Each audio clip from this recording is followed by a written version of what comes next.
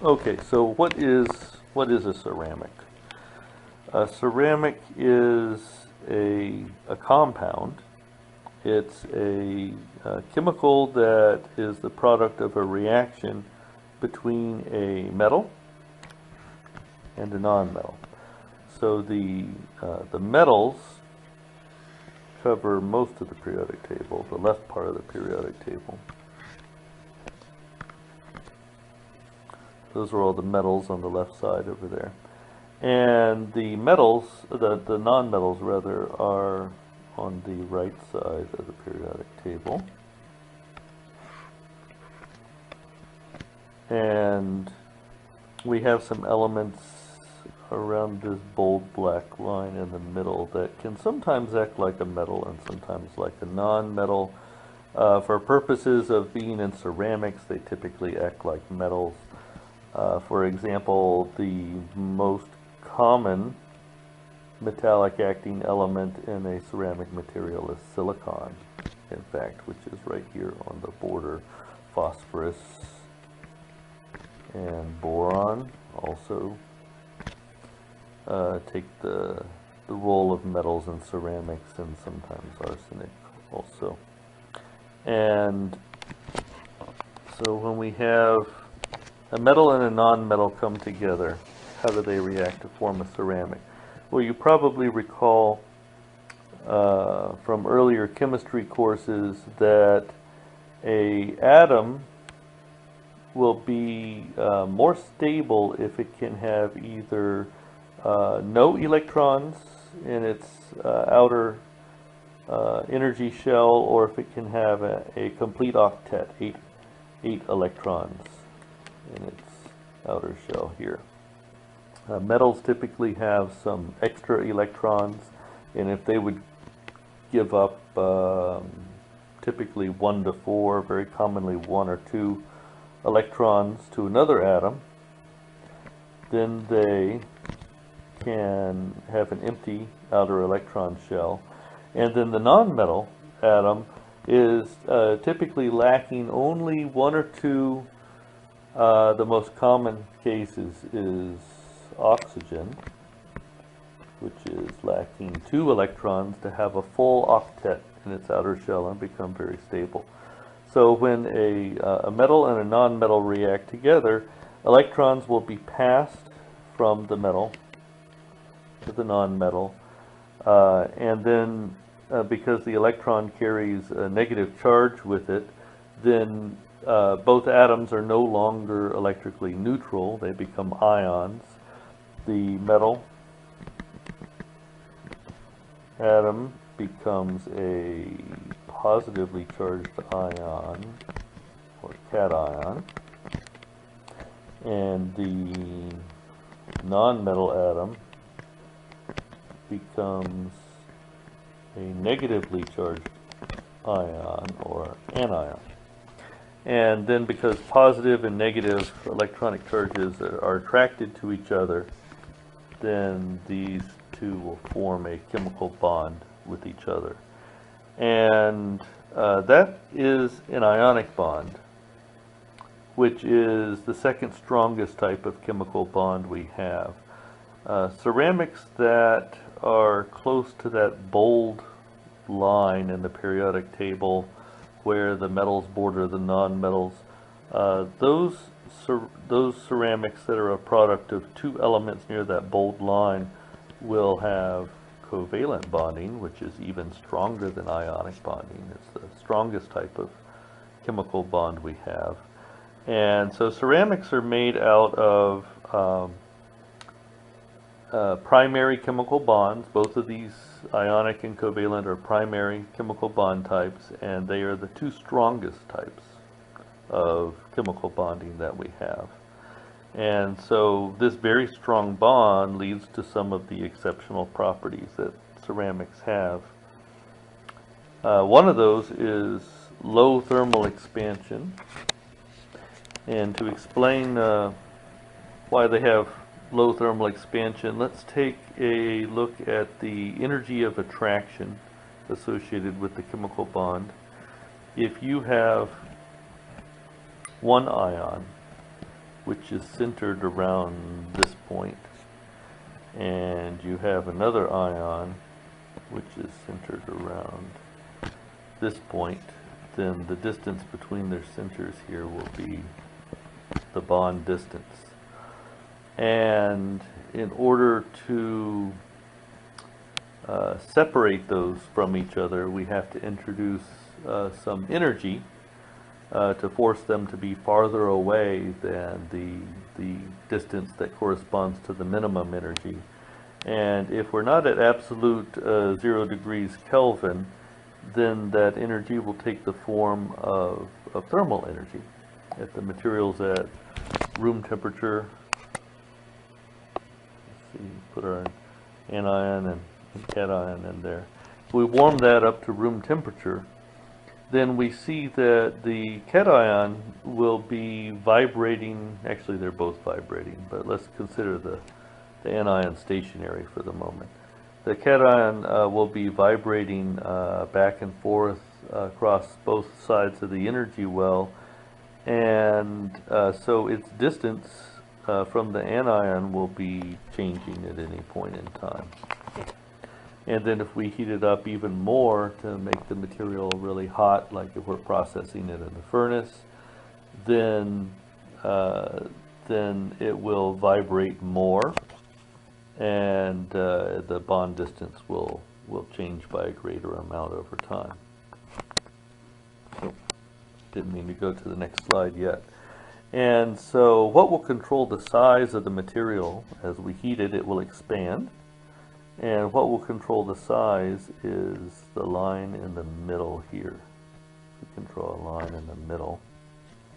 That would be the average bond length, average between vibrating back and forth. And we see that average is becoming longer and longer as we heat the material up. That's why it expands.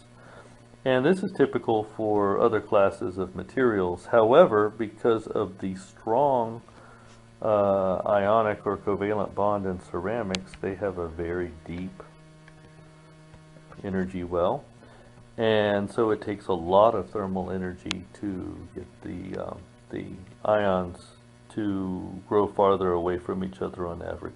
So ceramics have a low coefficient of thermal expansion, and this will be very important later when we start to discuss methods of strengthening structures made from multiple layers of different types of ceramics, and when we talk about methods of processing ceramics. We already mentioned that they have a high melting point, and you can think of melting as the amount of thermal energy required to separate this. Let me clear out a little bit of this ink.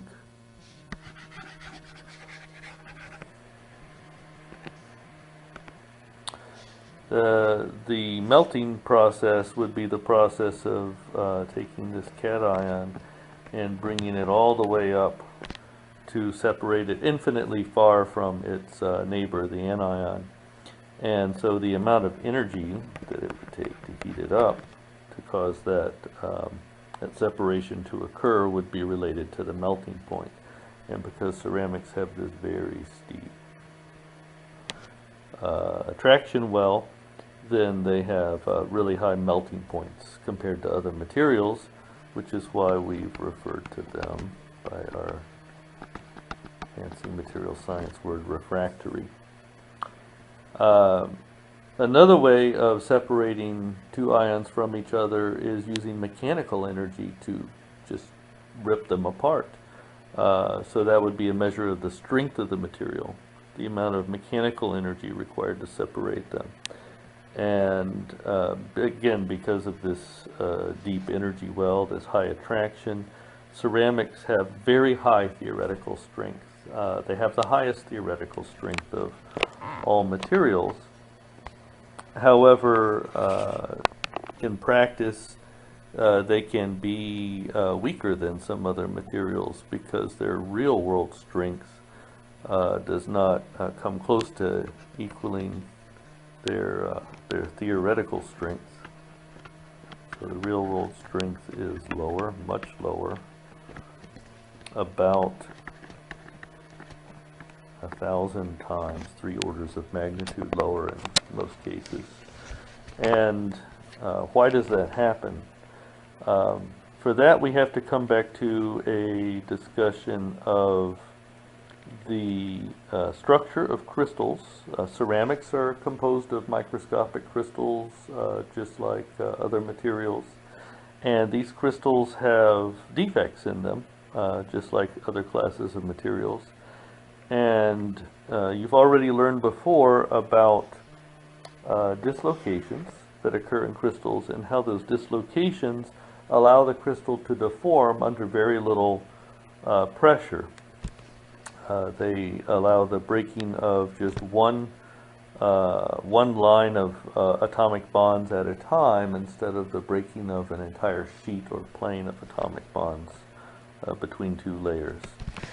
And so it's the motion of dislocations that allows that to happen. Ceramic crystals have dislocations, just like metal crystals do. However, those dislocations cannot move. And so ceramic crystals are much more rigid than metals. And this leads to them being brittle. They have all these types of defects that the metal crystals have. The important ones for the purposes of this course are the dislocations that are not moving, causing the material to be very rigid and hard but brittle. And also inclusions and pores. Inclusions again are I'll put some extra notes in there for you. Inclusions are extra material that doesn't belong in the crystal. It's another type of crystal embedded inside your crystal. Pores are just an empty space, of course, in the middle of the crystal. And both of these serves as defects to decrease the strength of the material. And the fact that the dislocations can't move and the material can't plastically deform leads to the material being more sensitive to the presence of these inclusions and pores that lower its strength. And so the strength is not only lower, but the strength of ceramics is more variable, less predictable, compared to other classes of materials. Ceramics have twins and stacking faults. Those don't really affect the material properties very much. The vacancies and interstitial ions in ceramic crystals do have a large effect, but it's mostly related to the processing of the ceramics, the speed at which they can be processed, especially in the semiconductor industry, and that's beyond the scope of this course. Okay, so we mentioned that the dislocations in ceramic crystals can't move like they can when they're in metal crystals. Why is that? Coming back to the bond, the ionic bond between the cation and the anion, we see that the cations and anions, unlike in a metal crystal where most of the nearest neighbors in the crystal are similar to each other, the cations and the anions line up in alternating arrays so that an anion with a negative charge has nearest neighbors that have positive charges, and cation with a positive charge has nearest neighbors that have negative charges. Now, what would happen if there was a dislocation, for example, an edge dislocation that allowed one line of atoms to slip to the side and end up on top of the next line of atoms? Then you would end up with a negative